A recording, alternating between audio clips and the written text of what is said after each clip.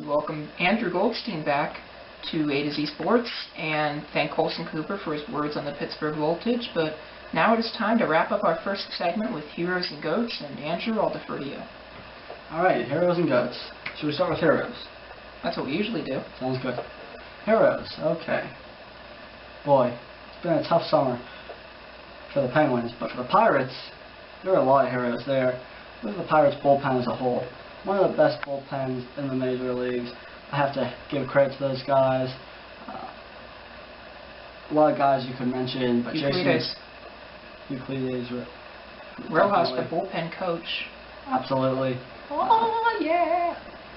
But also Jason Grilli, the Pirates closer, who is turning into an all-star. It's kind of funny, every time the Pirates need a closer, someone just steps up. You looked back 3 years ago or so, you had Evan Meek, and I'm sure you remember that, Zach. And then last year with Joel Hanrahan, another guy that turned out to be an all-star. And then this year with Jason Grilli, another all-star. So that's 3 straight Pirates closers that are turning out to be all-stars.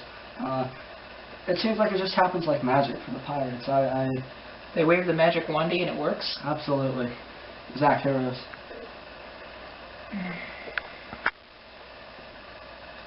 I'll give one to Paul Martin, because a lot of times you hear about maybe, oh, they're not doing a great job, or what could they have done more. I really don't think Paul Martin could have done more. I mean, you look at a guy that last season everybody wanted his head and everybody wanted him out of town, and this season he had a revengeance tour, and in the words of Andrew, and he played this playoffs with apparently a significant injury. So, you know what, good for him. I mean, if he thought he wasn't going to worsen the injury, good for him for playing. So I'll give him a hero. Let's see. Who else is there even to give a hero to? I mean, you kind of mentioned the Pirates bullpen, but it's been an etch-a-sketch. I mentioned Euclides. Euclides definitely deserves a hero. Euclides is always a hero. Let's see.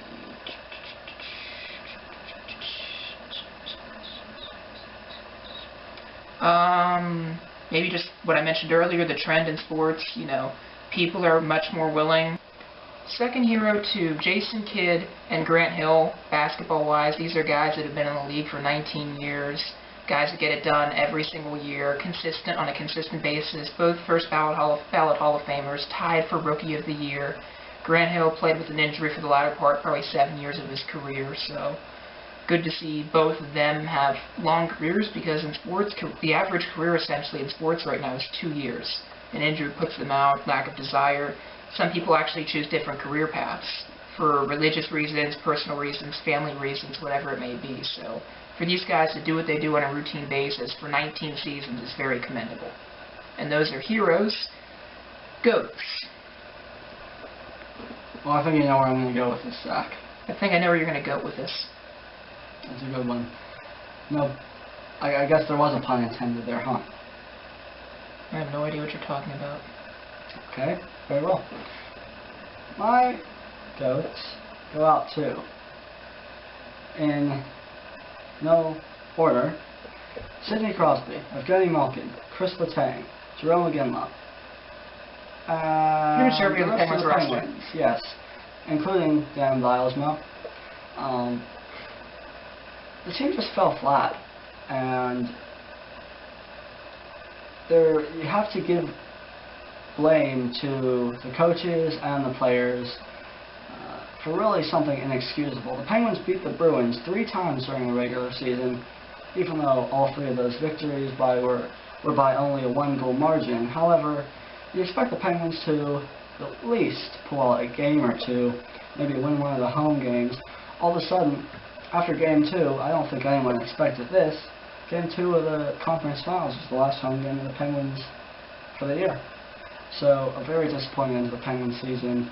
And how could they not get the goat of the year? It's pretty much, if they lost, it would be one thing, but the way they lost, getting dominated, especially in the first 2 games at home, that was a real problem. So goes to the Penguins. I'm going to go to the fact that Pitt just cannot seem to be a sustainable program. Football, they're losing people, whether it's arrests, just leaving, lack of desire. Men's basketball is leaving. This excludes women's basketball. Women's basketball is doing the right things, but men's basketball is having a lot of people leave. Steven Adams left, J.J. Moore left, a couple others left. Obviously, graduation's a factor, so they're returning like five or six regular players and a couple of red shirts. So not looking good, not too stable. A couple people within the organization privately told me that. So that's definitely a goat. How about the fact that I'm giving a goat to the media again, making such a big deal of everything when it's not a big deal. I understand what Dan Bylsma did was wrong. The fact that the Penguins were swept is not good, but I do think, unlike last year, that Bylsma needs to stay for one more season. Then you have options. A goat to Marc-Andre Fleury for not being able to sustain what he should have been able to do. This was his chance in the playoffs, and this is a third, fourth straight year that he's not been able to get it done, and finally they had a goalie in place that they could actually rely on, and it is not Tomas Vokun's fault that the Penguins are out of the playoffs. Absolutely They not. just ran into a better goaltender, and they ran into a fact that they had terrible defense for the majority of that Bruins series, and that doesn't do any favors. So, as far as I'm concerned, if anyone needs to go, sorry. The old 2-9er. Marc-Andre Fleury. Not Phil Bourque, but Marc-Andre Fleury needs to go. Maybe that frees up a chance for you to get it, to keep a Dupuis, to make a run at both a Letang and a Malkin, at least give you guys your team a better chance. But a further go to Dan Bylsma for the way they're handling it. Not even considering Vokun as your starting goaltender after all he's done in the playoffs and how he got you to where you're at is an absolute slap in the face. It's nothing more. It's an absolute slap in the face. Marc-Andre Fleury is your franchise goaltender, but at the end of the season, playoff time, you didn't get it done. What good is it going to be if he can get you there, but the car runs out of gas? It doesn't do you any good. Tomas Vokunn should be the starting goaltender of this club on a 67 to 33% basis. Those are the facts. Unfortunately, Dan Bylsma is so ignorant, preferring club history over that. I'll give him a goat for that. Still shouldn't be fired, but I'll give him a goat for that. And those are my goats. We're up against a segment break. When we come back, Point Park Sports, here on A to Z Sports, live from not the WPPJ studios. We'll be back. And welcome back to A to Z Sports, special summer edition. We're rolling on the river. Well, not exactly, but that rubber ducky is that they're bringing down for the Three Rivers Arts Festival. Did you see that? Yeah, it makes bath time lots of fun. Rubber ducky, awfully fond of you. Anyway, it's time to talk some Point Park Sports. And I know Zach has been in contact with a lot of the coaches and people from the sports department at Point Park. But let's start with a couple of seasons that ended just a little while ago, the golf teams, and then we'll get into baseball and softball. So let's start with golf. Golf, Gabe Boubon had very high expectations, as he always does, and I've been in regular contact with him, and the men's team did very well. They made their first ever trip to the national tournament, and it did all right. I mean, it didn't make the cut, but the competition's very stiff, and for a Point Park team that's short and straight off the tee instead of long, you really have to score low, and you are taking your team's total, so you're kind of only as strong as your weakest link, because you have 4 or 5 guys, and you have to take every single, you take a certain amount of scores. Maybe you don't take one of the scores, but you take a certain amount of scores, and, congratulations to them for making it. They've already made a couple more recruits coming out of, I think it was CCAC, so that are very acclimated to the surroundings, and they know what to expect, and they're proven winners, so I think Gabe Boubon's very excited about that.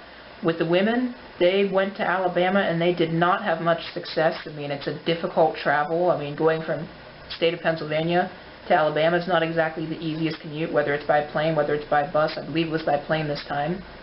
And it was not necessarily the best, but, I mean, there's still some honors that were made in the NAIA, and the team will come back stronger next year with all of their top players. There was one, I believe, that was out this semester, so that'll make a huge difference. So great strides by the golf team, and they'll use the fall as a tune-up and prep again for the spring in 2014. And the seasons for the baseball and softball teams ended, of course. Zach, tell us how far the teams got.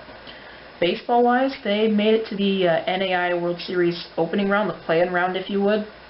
This is where they won last year and got to go into the World Series and finished in 5th place, and going in the day they actually were traveling.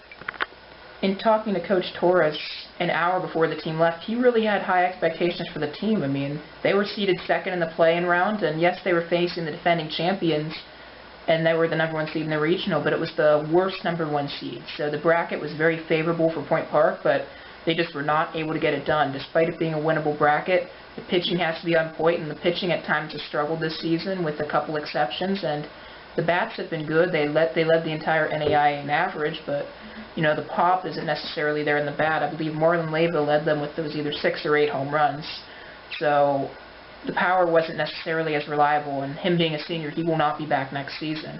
So looking forward, that's something the Pioneers might have to address, try to get some more pop in the bats. But at the same token, they went 0 for 2. You can't really sugarcoat it any more than that. They went back to the World Series. They didn't quite get to the World Series, just to the play-in round, which I'm sure is a good season, but for a team that was a top 5 team coming into the season, I'm sure they were expecting more. But they were the hot team coming in and riled off a lot of wins, and it's unfortunate that it ended the way that it did, but a lot of this team's coming back, so that's very encouraging. With softball, unfortunately they did not win the KIAC crowns. They did not get into the NAIA national tournament. A lot of these this is a very senior-led team, so they will be missing their top 2 players and their pitching staff are gone for next year, and they're going to have a lot of losses. I believe it's 6 or 7 losses on this team next season that they're going to have to replace, and it could be tough. I mean, the team was as good as their defense was, really. There was always power behind the bats, led by Ashley Moran. However, there were some defensive lapses sometimes, and that cost them in some games. And